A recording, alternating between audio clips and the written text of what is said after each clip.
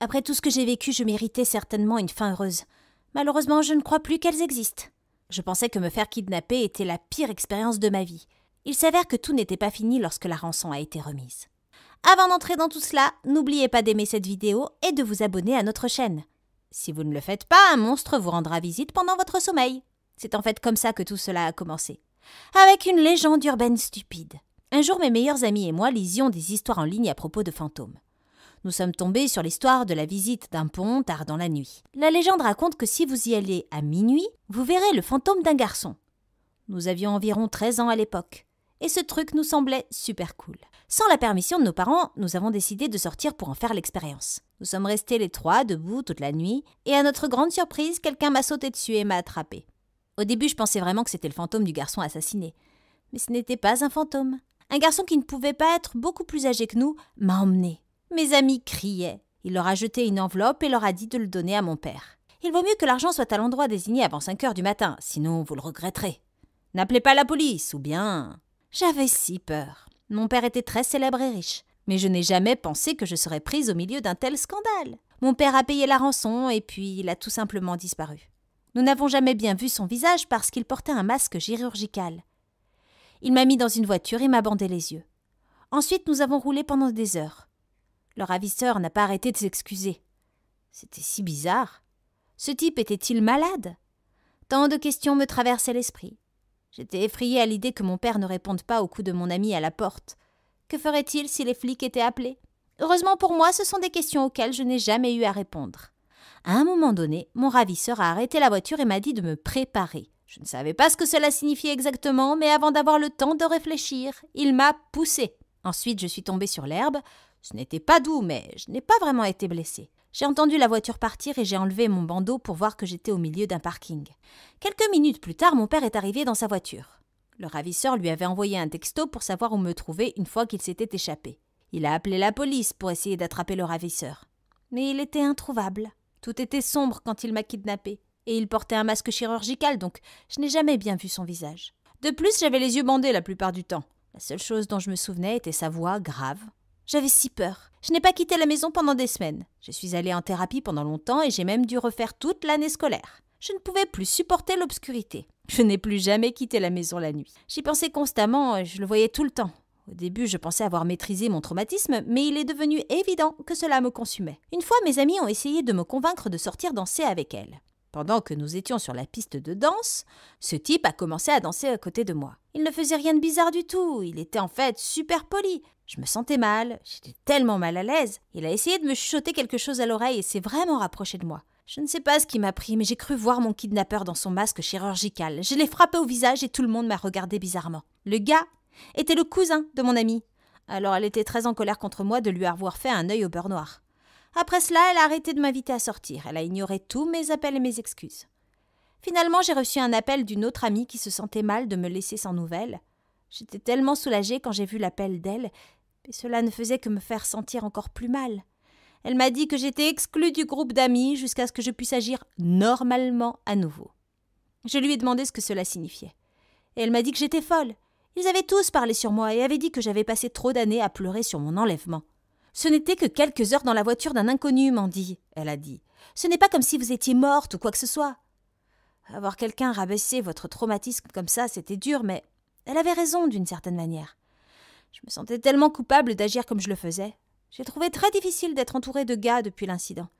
Tu vois, je suis allée dans une école privée pour filles et je n'avais pratiquement aucun contact avec un autre gars excepté mon père. En fait, je voyais pratiquement personne, sauf mes amis. Sans elles, j'avais peur de tomber dans un espace encore plus sombre. Je les ai suppliées de passer à nouveau du temps avec moi, mais elles ont dit qu'elles n'étaient pas sûres. Nous étions adultes, à 19 ans, et presque toutes mes amies avaient des petits amis. Si je ne pouvais pas passer du temps avec des mecs sans avoir peur, elles ne voulaient rien avoir à faire avec moi. « Tu peux revenir dans notre groupe à une condition, m'a-t-elle dit. Prouve-nous que tu peux être avec un mec. » Sa solution était que je devais trouver un petit ami. Ce serait mieux pour tout le monde, car j'arrêterais de rouler en 5e roue et m'assurerais de pouvoir rester sage. J'ai accepté parce que j'étais désespérée, mais comment étais-je censée faire ça? Même si je n'évitais pas activement les garçons, il n'y en avait pas à l'école. Ma plus grande chance de rencontrer un gars serait d'approcher quelqu'un au supermarché. Maintenant, mes critères sont assez bas étant donné que ma sélection est limitée à une épicerie, Mais un jour, alors que je faisais du shopping, j'ai vu ce mec super mignon. Genre mannequin, hein. Il était grand, costaud, il ressemblait à un membre de boys band. Je l'ai en quelque sorte traqué pendant un moment, le suivant d'une allée à l'autre et le regardant derrière les étagères. Une partie de moi voulait courir vers lui et lui voler un baiser. L'autre était un peu pétrifié. Je le regardais maladroitement de loin, pesant mes options.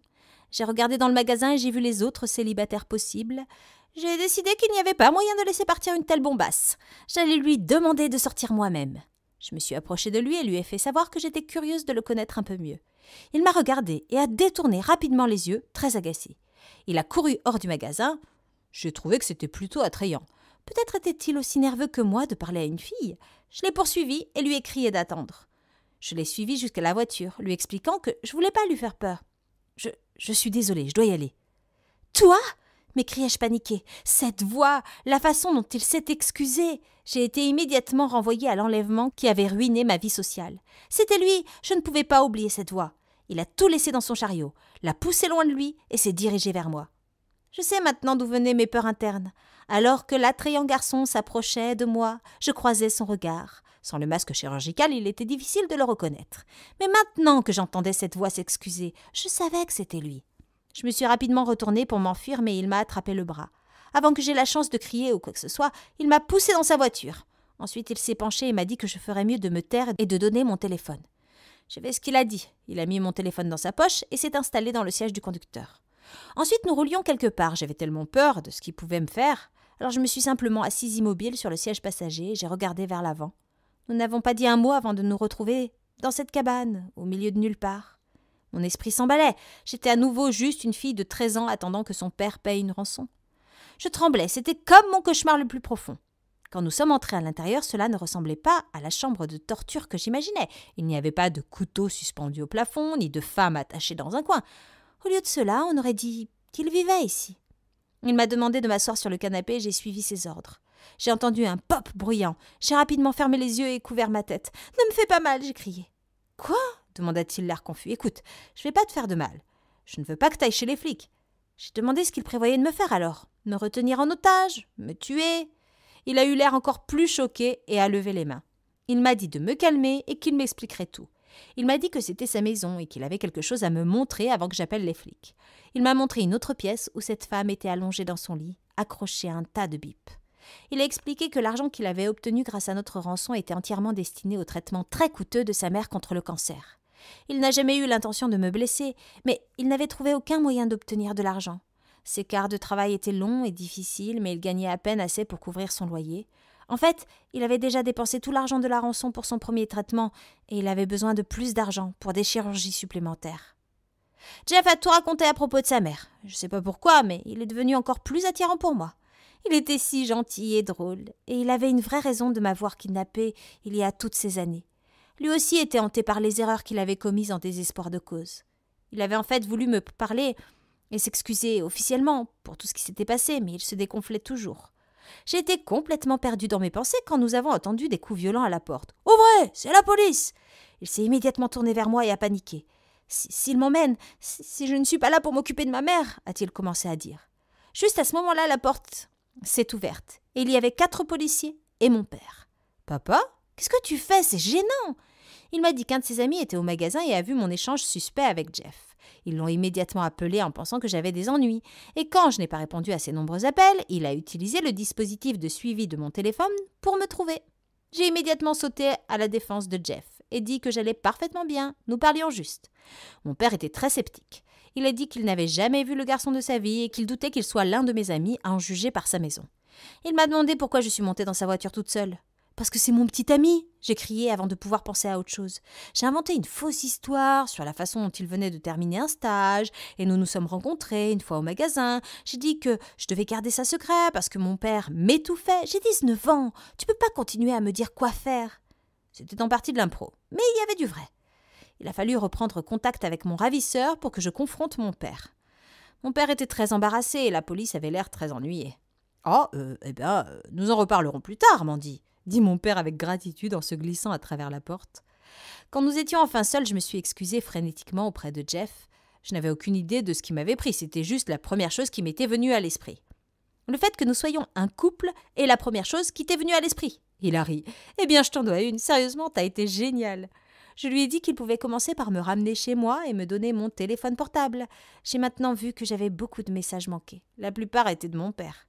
Je les ai lus sur le chemin de retour chez moi. J'ai commencé à avoir une sensation de naufrage dans mon estomac, en partie parce que je me sentais pas en sécurité au volant avec Jeff.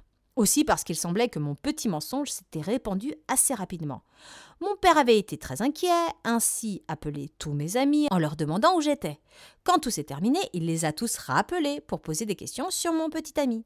J'ai reçu d'innombrables messages de mes vieilles amies me demandant de se retrouver ce week-end pour parler de ce Jeff.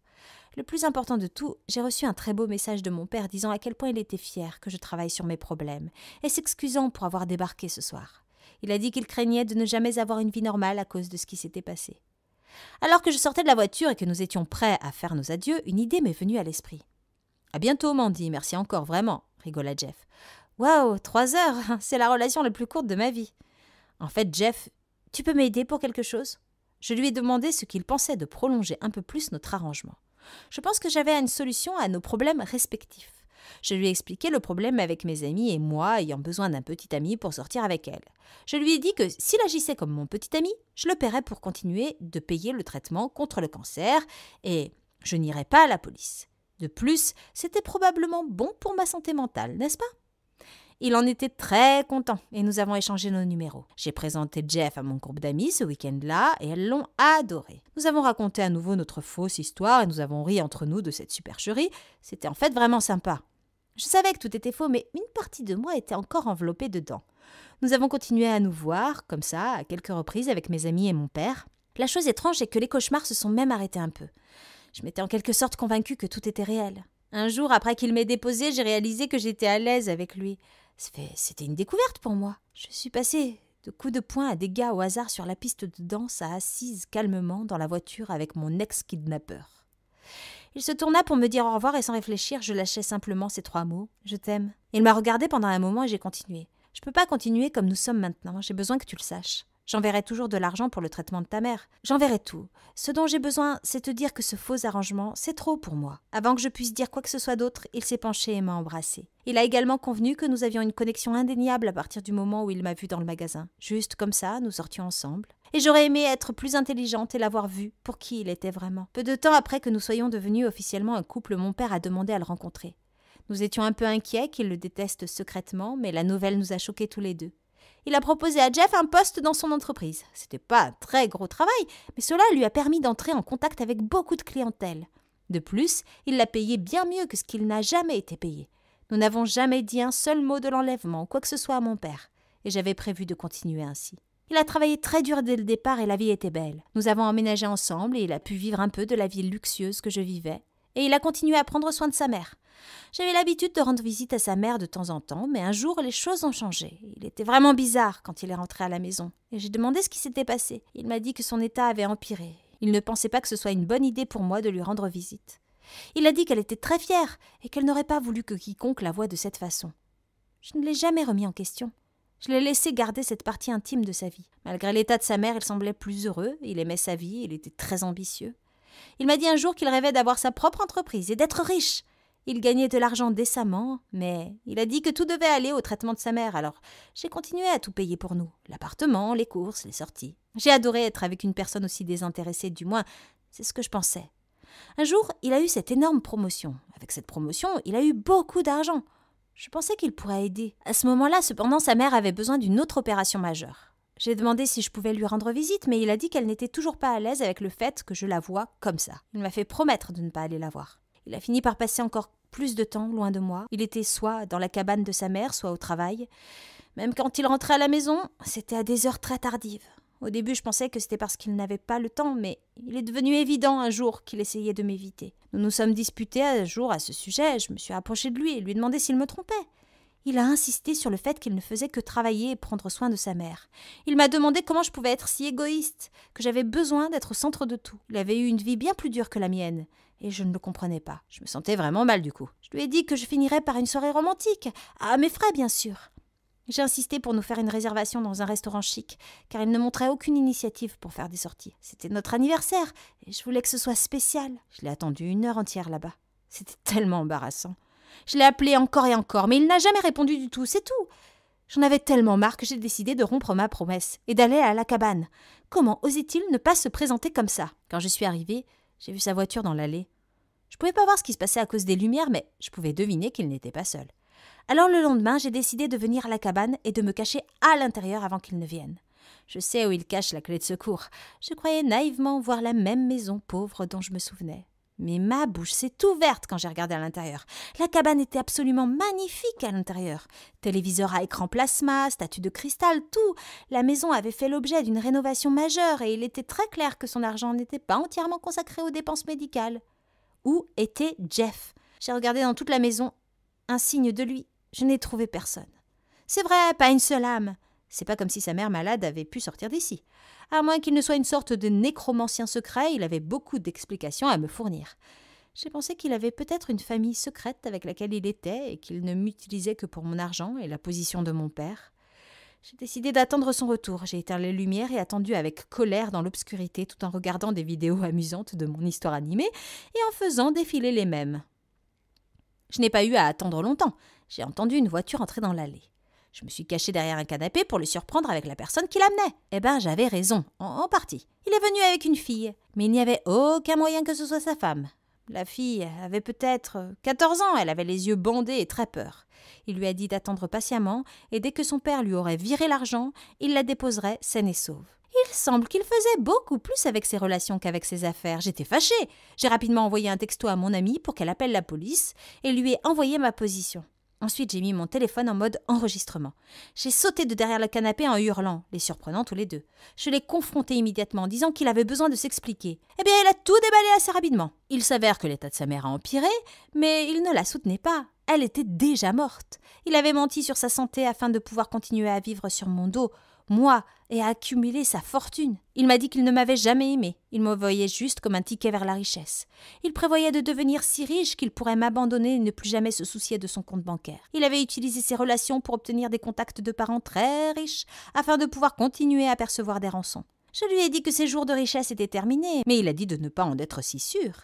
Il a menacé de me tuer. Personne ne sera jamais au courant de cette petite conversation, m'en dit-il. Et il m'a sauté dessus. Et j'ai commencé à courir. Et je me suis cachée dans la chambre de sa mère et j'ai fermé la porte à clé. Alors il a commencé à frapper très fort sur la porte en essayant de la casser. Mais 30 secondes plus tard, les lumières ont commencé à clignoter, c'était la police. Il a essayé de s'enfuir, mais la police l'a attrapé. Il a commencé à pleurer de façon hystérique quand je lui ai dit qu'il n'y avait pas de Gucci en prison. Aujourd'hui, je dors très calmement et sans cauchemar, sachant que j'ai attrapé mon kidnappeur.